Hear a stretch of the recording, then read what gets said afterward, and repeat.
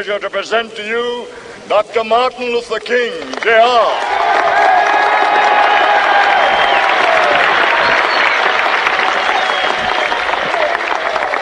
I am happy to join with you today in what will go down in history as the greatest demonstration for freedom in the history of our nation.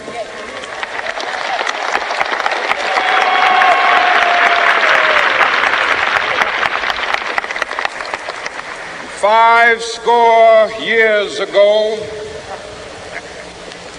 a great American in whose symbolic shadow we stand today signed the Emancipation Proclamation. This momentous decree came as a great beacon light of hope to millions of Negro slaves who had been seared in the flames of withering injustice. It came as a joyous daybreak to end the long night of their captivity. But 100 years later, the Negro still is not free. 100 years later, the life of the Negro is still sadly crippled by the manacles of segregation and the chains of discrimination. 100 years later, the Negro lives on a lonely island of poverty. I have a dream that one day this nation will rise up and live out the true meaning of its creed. We hold these truths to be self-evident, that all men are created equal.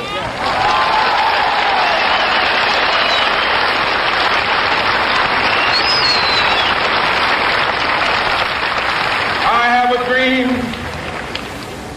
that one day on the red hills of Georgia, the sons of former slaves and the sons of former slave owners will they be able to sit down together at the table of brotherhood. I have a dream that one day, even the state of Mississippi, a state sweltering with the heat of injustice, sweltering with the heat of oppression, will be transformed into an oasis of freedom and justice. I have a dream. My four little children will one day live in a nation where they will not be judged by the color of their skin, but by the content of their character. I have a dream today.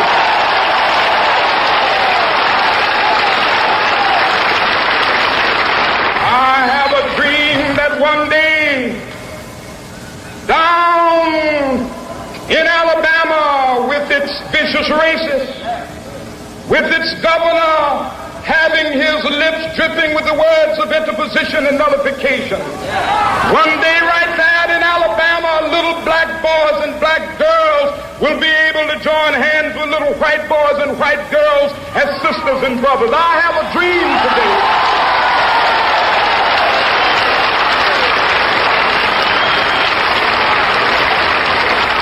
I have a dream that one day every valley shall be exalted, and every hill and mountain shall be made low. The rough places will be made plain, and the crooked places will be made straight, and the glory of the Lord shall be revealed, and all flesh shall see it together. This is our hope. This is the faith that I go back to the South with.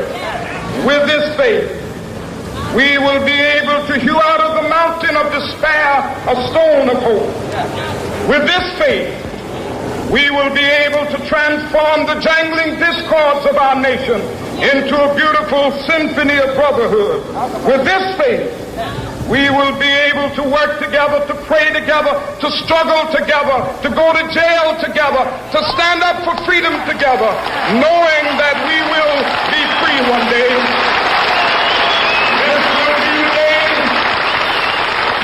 This will be the day when all of God's